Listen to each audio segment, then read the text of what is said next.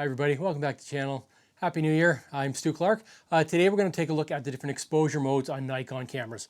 So Nikon have 4 different modes available for setting the exposure or metering. We've got matrix metering, we've got spot metering, we have highlight weighted metering, which is the newer one in some of the newer cameras I believe, and then we have center weighted metering. Each of these have a role they play in different genres of photography. And what we're going to do, we're going to walk through and kind of give an overview of each of them, and then we'll kind of do a deep dive into the mode that I choose personally to use for my wildlife photography. I've been using Nikon cameras for the past 20 years. Metering is one thing that each of these modes can work in just about any situation, and it's about a matter of understanding and getting to know how the mode works and how you can utilize it for your photography. And for me, I like to stick with one mode, and if you learn it really, really well, it's easier to adapt it to what you're shooting than it is to constantly be changing modes, trying to figure out, trying to get the right metering for your scene.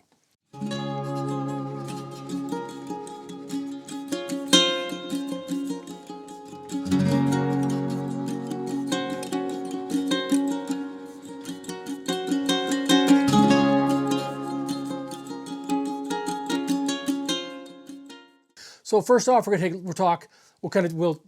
do an overview of the different ones. Then I'll dive on the computer. I was hoping to get out and do it in the field, but it is a dark, dreary January day here on Vancouver Island. So I've got an idea of how we can do it on the computer. We can demonstrate, actually shoot through the camera, how these different metering modes affect the scene. And hopefully you get a lot of good information out of this. Because metering is one thing that trying to get it nailed down is very difficult. But once you've kind of got your head wrapped around the metering mode that you prefer and how it works with each different scene, hopefully you'll get that perfect metering, which means lower noise, better color. It's really important, especially some of the newer cameras. They don't like to be underexposed. You want to make sure you nail that exposure. They expose to the right, as they say, for getting the maximum color and just clarity and just the lowest noise out of these modern cameras. Okay, so first off is matrix metering. So matrix metering, how it works is the camera utilizes the entire sensor to get a reading for the entire scene. So basically the entire camera sensor, the entire scene you see is utilized and how the camera meters for it. And it works really well. You do have to understand how that works and how your subject is lit within the scene in order to get it work properly for you. And we'll talk about that. Okay, next is spot metering. Spot metering is one you hear a lot of people talk about. I think in modern cameras with like 3D tracking and auto area AF, basically it meters underneath your focal point. So depending on how large your focal point is, will definitely determine how fine the spot metering is. And that's something we'll talk about. Center weighted is the next one. And center weighted basically uses a large portion of this middle of the sensor that it would meter off. And this is great for portraiture. If you're doing portrait work with fixed subjects, you can, it'll weight on the center of the scene. So you hopefully will get your entire subject properly lit or metered on by the camera. And then we have highlight weighted. Highlight weighted is a newer one, I believe I'm not sure if it's the D500 when it first came out. Highlight weighted is quite interesting, and basically it will meter off of the brightest part of the scene. And so unlike matrix metering where it reads the whole scene, takes an average, highlight weighted reads off of the brightest part of the scene. So highlight weighted is one that I've actually had quite good success in certain situations. Really liked it at the beach, for example, where you've got quite a bright scene, where you've got a lot of white birds. And that way what it will do, it'll prevent the clipping of the white head. It's another good one for bald eagles, where bald eagles can be very difficult where you're dealing with a forest scene in a mossy, overcast, dark setting, but you got a bright white head against quite a dark scene all around. The highlight weighted will help prevent you from clipping the white head. So that's one situation where the highlight weighted can be quite useful. But I said, all of these metering modes, I would say they have their preferred setting in terms of the scene you're shooting there's going to be certain situations where they like it.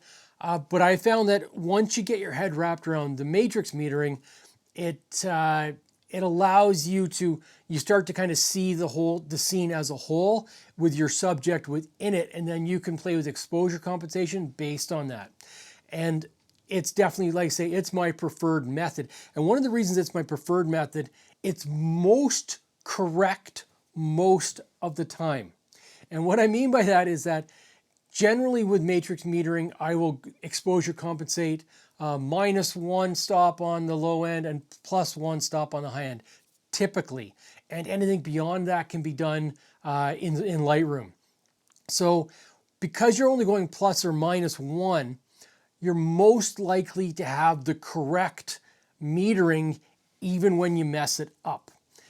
When you look at things like spot metering, if you've got a bright white spot or a dark spot on the bird, even on your subject, let alone the scene, you can end up with the exposure going quite long ways one way or the other. And we've got some great examples we're going to go through where you can see how much the metering will change just based on the scene and where the camera's trying to meter off of on the same subject. And we'll kind of basically what we're going to do is we're going to set the camera up on the monitor. We'll go through a bunch of different photos and you can see how much the metering changes. And you have to remember, we're looking at the monitor, we're looking at the monitor is going to be a fairly tight exposure from white to black compared to being out in the forest where you've got the sun coming through into a dark forest. That's the situation where the dynamic range in that is going to be far greater than the monitor. So your potential for being 1, 2, or 3 stops over or under is much more likely, where the monitor, we're going to be dealing with a much tighter dynamic range. But even there, you'll be able to see how much the exposure will change based on the scene you're shooting and based on where the point is trying to meter off of. Okay, so let's jump on the computer. Give you a great idea of how these different metering modes work and how they can work in different scenes, and why I think that the matrix metering makes the most sense as a wildlife photographer, and how then I utilize it using the exposure compensation. Okay, so if you're not familiar, the metering mode is selected through the photo shooting menu. And you can you've got the option of matrix metering, center weighted, spot, and highlight weighted, as we said. So let's take a look at matrix metering first. With matrix metering here, you'll notice at the bottom, this shot would be shot at 1,000th of a second at f2.8 and at ISO 8000. And this is not what the photograph was actually shot at, but given the brightness of the monitor, this is kind of, if you're looking at this as an artificial scene, for example, if this was a scene you're looking at, this is how the camera would meter off of this scene. ISO 8000. And so we're in manual mode with auto ISO here. So the ISO is going to be the variable that is changing as we go between the different modes. So that's something to be aware of. So with this one, we're looking at a fairly evenly lit scene. And so this is a great example where matrix metering is just looking at the whole scene, giving you a great overview of the metering. If we switch this now to center weighted, so this one is now where with center weighted, you will see it now. You can see the large circle in the center of the screen itself. And so that circle is where the camera is looking to meter off of. With this one, because the subject is quite large within that circle, but it's also the underbody of the black bear. So you notice how the ISO is bumped up to 10,000. So you've gone up a half stop or a third of a stop in ISO because it's trying to meter off of the darker shadows of the black bear. So you're going to be getting a little more noise as you bumped up that ISO. So center weighted wouldn't be a terrible setting for this one, but it gives you an idea of how just even with a evenly lit scene, because you've got a dark subject, is trying to pull more of that dark subject into the metering, and it bumps it up a little bit, the ISO. Now, spot metering is one for me that I never used it back in the D500 days, because it's one that it has the potential for being the most wrong. And then we'll show you here, for example. In certain difficult lighting situations, it makes it might be a little bit easier if you've got a very dark subject with a bright background. For sure, there's certain situations where spot metering might help you. What I find though, metering is one of those things that I like to have the camera set a certain way because I don't want it to be way off and make a big mistake for the next shot if something happens. So metering, I tend to want to stick to a known quantity. And we'll give you an example here. So when we take a look at this one, so the metering is done under the focal point with spot metering. So you can see how it's on the eye there, and we're looking at 10,000 ISO. We're looking at the same as the center weighted metering. But if we switch to single point,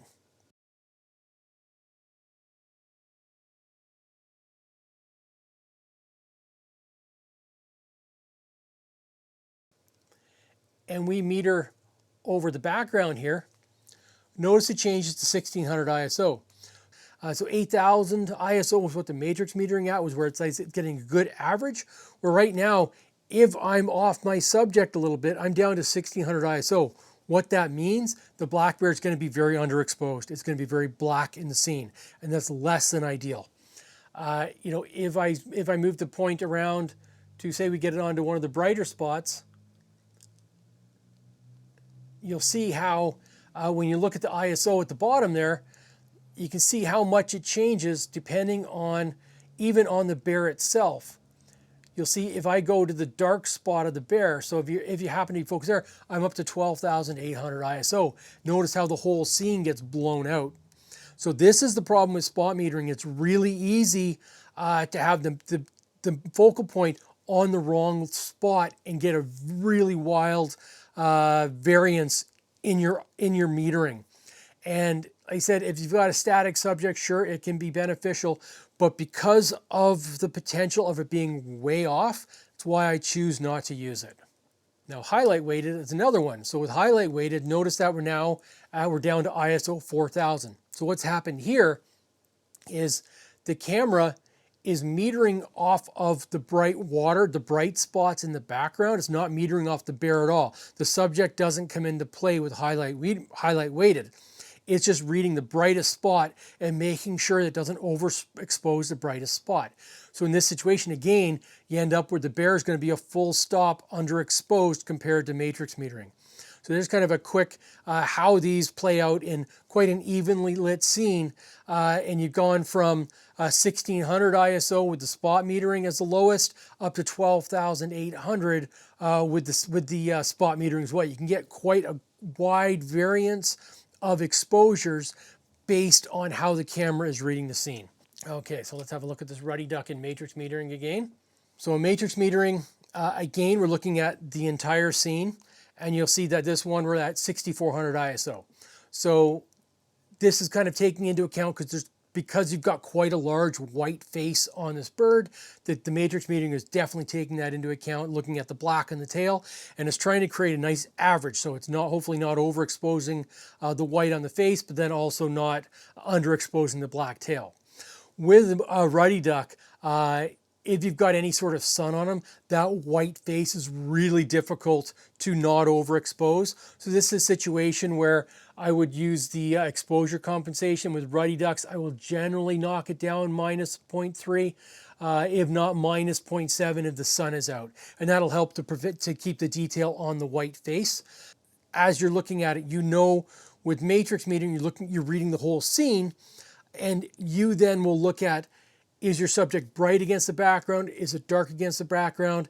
And do you need to control the exposure compensation based on your subject, how parts of your subject are seen within the scene? So you can see, so 6400 ISO with matrix metering. We go to center weighted here, and it's dropped it down a third. We're down to 5000 ISO. So center weighted again, because the subject is fairly large within the scene. This would not, center weighted wouldn't be a terrible metering for this type of subject where your subject is quite heavy within the scene. And then this accounts for that minus a third I was going to be putting on the matrix metering. So that's how you can see where the reading comes in, where the center weighted is looking at that white face. It's making sure it's exposed for that.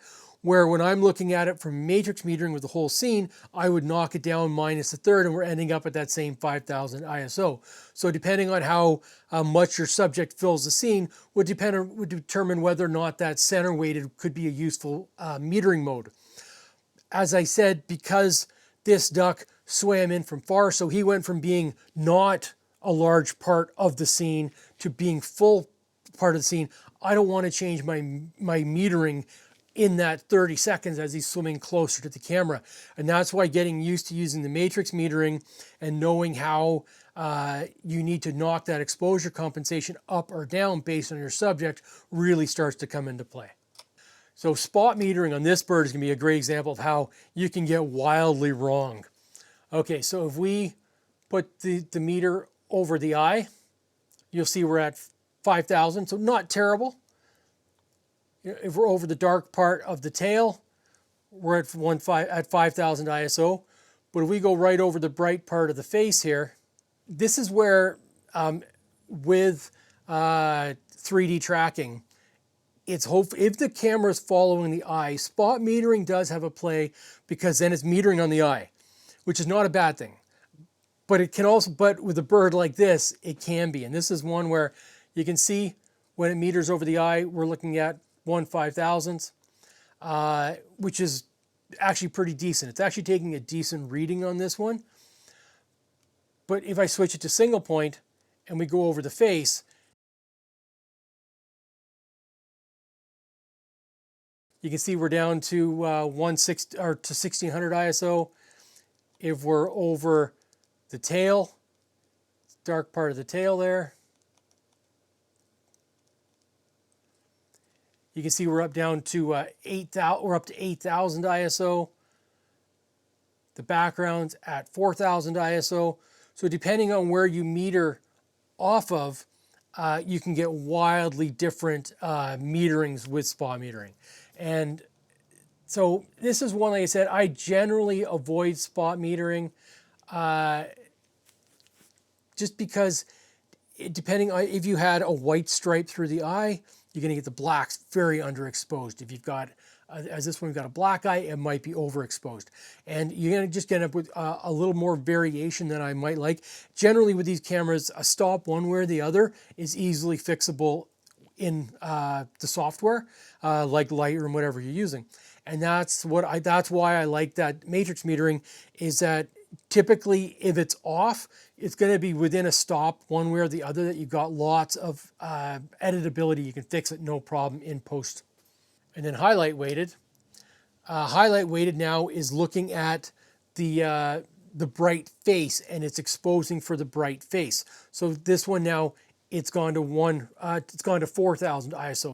So it's dropped from the center weighted even down again, but overall it's going to be an underexposed image. So that's something that's why the highlight weighted is great if you've got a very bright subject. So I find it works quite well for shorebirds. That's actually where I do find the highlight weighted is quite useful, where you've got bright subjects, bright background, really well lit. Then the highlight weighted can play well in those situations. So here's a good example too of owl in the forest. Is a very typical one where metering is very, very difficult because you'll have the light dappling the sky coming through the forest in the background. And it's one of the more difficult situations to get your metering correct in. In this sort of situation, utilizing matrix metering, depending on how much of that light dappling is coming through the background, you will definitely need to use a plus exposure compensation. So what happens there is that those bright spots will influence the matrix metering, and they'll want to push up the exposure, or so they want it so that you'll end up with a dark subject. So your subject is dark against those bright spots. So that's a situation where you're going to use positive exposure compensation. Generally going to be a plus 0.3 or plus 0.7 in most situations. And it will brighten those spots up a little bit, but then it will also brighten your subject up a little bit. So it's always trying to find that happy medium. You want to push those bright spots to the point they're not just blown out white. You still have some blue. If it's a bright blue day, for example, you still have some color in those spots, but you have a lot more light on your subject if you're not using a fill flash. And that would be an example where you would want to maybe throw a fill flash on just to kind of give a little bit of a pop to your subject. Never flash an owl in the evening or at night. Never recommend that. But if you're showing a little bit of fill flash in those kind of later afternoons, it can definitely help a little bit. So with matrix metering here, you'll see we're at 6400 ISO, and it's giving you kind of an overall metering of the scene. So in this one, like I say, I'd probably hit +3 or +0.7, and that will just kind of brighten the subject up a little bit, and it kind of get a little more pop against that background. So, and let's have a look there. Sorry, if I at +0.7, we're looking at 10,000 ISO versus what's 8,000 ISO, 6400 ISO on with no exposure compensation. So center weighted, again, because this subject is a fairly dominant subject in the center of the scene, you're going to get very similar exposure or ISO and exposure to the matrix metering. This one doesn't take, because I'm not on the bright part, so if I took the bright part of the scene, it will change depending on where the subject and how much of the center weighted is in the scene.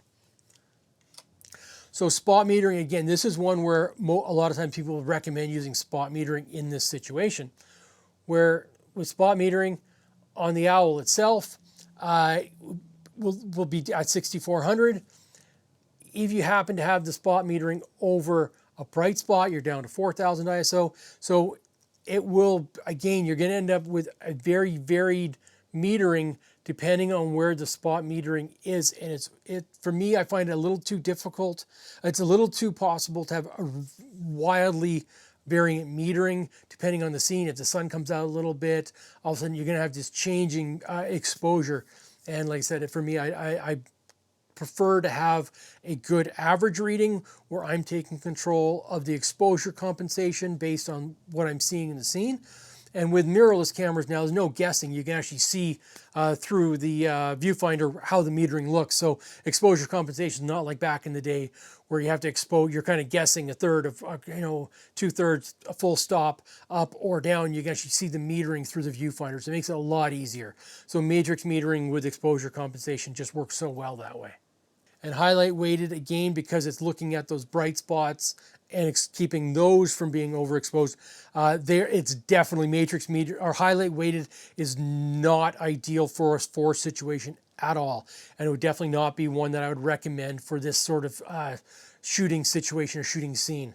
You're just far too likely to have your exposure wrong in this sort of setting. So matrix metering here, we've got a nice evenly lit scene.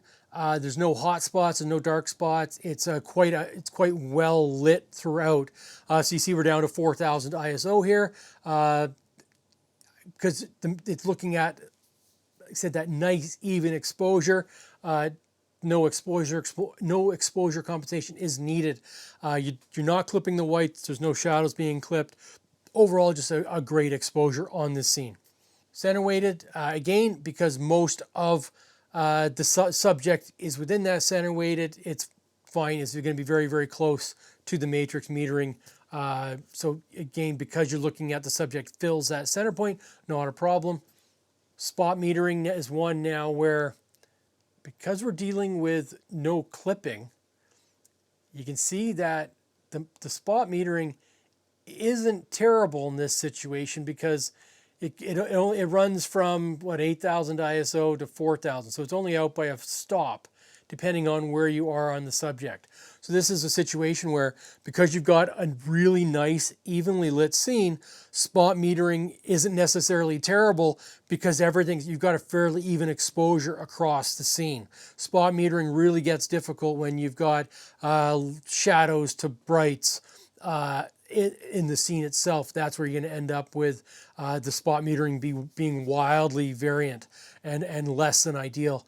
But in this situation, it wouldn't affect it as much. So again, this is another one where you've got a subject where you've got a lot of different lighting going on. You've got a bit of sun on the face. You've got your subject being partially shadowed on the side of the face. And you've got quite a bit of dappling of sun coming through the forest in the background. So this is one where you're going to want to be probably 0.3 to 0.7. You're trying to get that bit more light on the shadow of the face, but you're hopefully not overexposing. So you don't want to be too much on the exposure compensation on the plus side of things, but you want to be a little bit up just to kind of brighten the shadows a little bit, as long as the whites aren't getting overexposed. So this would be a very tough scene to meter correctly on, but by allowing the matrix metering to read the whole scene, hopefully it's giving you a nice overview. And because the subject's quite large in the scene, you might, the exposure compensation in just a +3, plus 0.3 will hopefully be enough to pull the shadows up a little bit. And then also you can then pull the shadows in Lightroom after the fact. So center weighted, again, the subject fills most of the scene, so you're going to be about 9,000 ISO, which is very similar to the matrix metering, similar sort of situation where it doesn't take into account a lot of the dappling in the background because that's not part of it, but because there's quite a bit of sun on the face of the elk, it's kind of the metering will be it'll take that into account for the metering. Now spot metering again, you'll see how if you're on the bright part of the elk, the shadows, it can be anywhere from 4,000 to 12,800. What do we got there on those? Well, 30. So 2,500 ISO to 12,800 ISO is spot metering. And that gives you an idea of the dynamic range of the scene. And again, this is looking at a computer monitor, so it's not nearly representative of the dynamic range of the forest scene where it was a bright sunny day and we're shooting in the shadows. So you've got a very large dynamic range in the field compared to what we're seeing in the monitor here. But you can still see how we've gone from 2,500 ISO to 12,800 ISO. So we've got, nearly 3 stops of variance in the light. So you get that exposure can be quite across the board. So that spot metering, depending on where you get it, can really be off. And that's, like I said, why I don't like spot metering. And so when I say I don't like spot metering, it's not that it can't be effective. You get it on the eye, obviously it's going to be really good. The issue for me as a wildlife photographer is, does a goshawk fly by? Does a great horned owl all of a sudden land in a tree behind it? Does a bull elk in the shadows all of a sudden run out into the sun? And that's more, when I'm picking my metering, I'm trying to make the best guess, not just for this scene, but the next. And the next scene you're not prepared for. And it's one of the things with wildlife photography is that you always want to try and get the best possible exposure, the best setting possible. But because wildlife photography is such a dynamic discipline where you never know what's coming next. You never know what's happening from moment to moment. That's where kind of you're picking the best settings for what might come next, as well as for what you're currently shooting. And that's always when I go out, I'm in whether I'm in a forest situation or the beach situation or estuary situation, where are you dealing with kind of a general subject class, but you've got certain other ones that might come into play, and it's trying to make your best guess based on what you might run into next. And so that you're going to always have your settings are going to be, you're hopefully not going to be way off. If that Sasquatch comes walking out of the woods, I'm hoping that I'm going to have settings that I won't just get a blob squatch. I might actually get a sharp photo. And that's what we're talking about here. And then highlight weighted here, again, is going to definitely underexpose in this situation because it's going to be protecting all of the bright spots, but then you end up with a very dark shadow. So you get a lot of noise in the shadows because of your protecting the highlights. And then, so this one is a shorebird on a really bright sunny day. And this is kind of where it's saying that highlight weighted can play quite well. So this is very bright scene, kind of midday. in the fall here, and we're looking at 3200 ISO. Again, these ISOs, this is based on metering off the monitor. This has nothing to do with the actual settings that they were shot at, but this is just in practice we're looking at here. So we're looking at 3200 ISO with matrix metering, and this is one where given it was a really bright day, I would probably do a minus 0.3 in order to not clip those whites, and we're looking at 2500 ISO. With matrix metering, in practice, what you're trying to look at is that the camera is reading the entire scene. The camera is basically looking at the entire sensor, and it's judging the exposure based off of the entire sensor. So what you need to do as a photographer, you're looking at how does your subject compare to the entire scene. And this is not just so, depending on how big your subject is in the scene, and also the brightness of your subject in the scene. If your subject fills like this one here, where the Sanderling fills most of the scene and it's fairly evenly lit across it, the matrix metering is going to be fairly accurate for your subject, because it's it fills most of the scene and it's very similar brightness to the scene. Even still, because it was quite a bright day, minus 0.3, anytime I go out and it's going to be any sort of brighter day, I will always shoot at minus 0.3. I just find helping to protect those highlights helps in a lot of situations, and it's, you know, it generally is going to be in that editable range a little bit. Just protect those highlights a little bit. Always seems to work well. So in this situation, if, you know, that's where that you're going to basically you're going to make sure your subject you're controlling the highlights compared to the scene itself. Center weighted, again, you're looking at the same metering, because the subject fills the center of that. So the center weighted, the subject fills the entire part of that. So the metering should be quite close. And you'll notice that it's at 2500 ISO. So 2500 ISO is the minus a third that we are utilizing on matrix metering. So that gives you an idea of that. When we're talking minus a third, it makes sense. Spot metering, when we're on the eye there, we're at 3200. So actually the same metering as the matrix without the exposure compensation. Or actually it's about minus a third. So we're looking at, again, 2500 ISO. So we're looking at the same exposure as the matrix without the exposure comp. And highlight weighted, again, is reading the whole scene and is protecting those highlights, which is exactly that minus a third that we've dialed in for the matrix metering. And that's how you can kind of, you know, if you're struggling to try and figure out how much exposure compensation you want to use with matrix metering, this is a good practice where go to spot metering, look at the ISO. If you're using manual mode with auto ISO, look at the ISO, go back to matrix metering and have a look at the ISO and see whether or not you need to dial it up or down a little bit. And that's kind of a good way to learn how you want to dial in your exposure compensation based on the scene. So bald eagle in a dark forest is a great example of a really difficult bird to expose for. So this one you can see at the camera at matrix metering, you're looking at 8000 ISO, and it's how do you deal with the white head? And it's a really tough decision to make here. And because the whites will clip before the blacks will clip, this is one where you're going to want to dial in exposure compensation. So for this, generally minus 0.3 to minus 0.7 will be ideal to help control the bright whites. Because you're dealing with such a dark background scene, it's really difficult. You know, if this was on a nice perch and open scene, you might a minus 0.3 will be enough to generally control the whites on the head.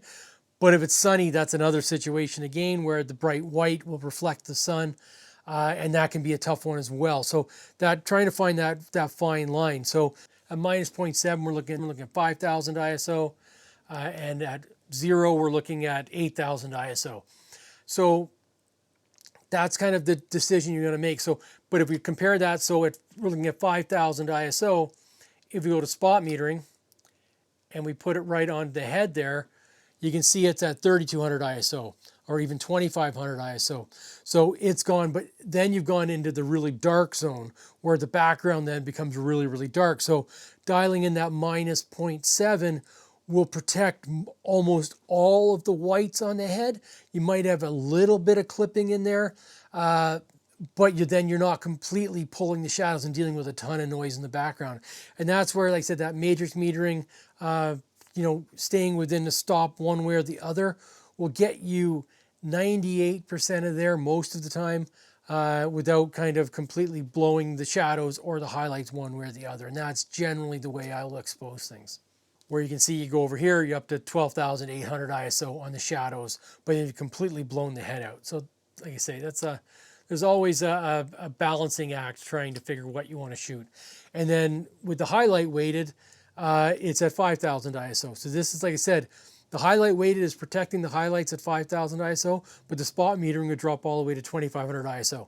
So it'll drop down another full stop, trying to protect those same highlights. So that's the problem with that highlight, is the spot metering. It'll be even more so. So I think it can correct and make for a kind of mess up your exposure there. Well, I hope you got some great information out of that today.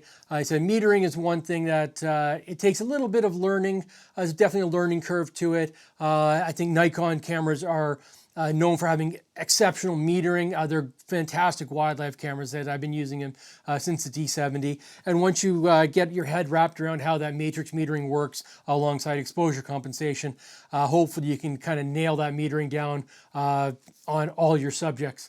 And yeah, so if you got some good information out of this today, please consider liking and subscribing. Until next time, we'll see you out there. Take care.